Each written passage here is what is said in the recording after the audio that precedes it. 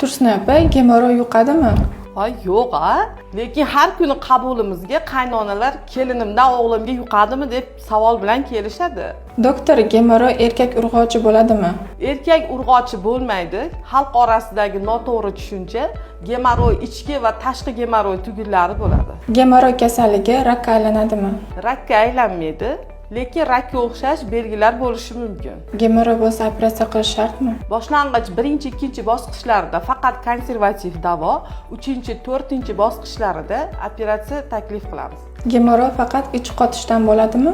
Bu ham jiddiy sabablardan biri, lekin kam harakatlik, noto'g'ri ovqatlanish va 25% holatda irsiy omillik sabab bo'ladi. Hojatda qon kelsa bu aniq gemoroy deganimi?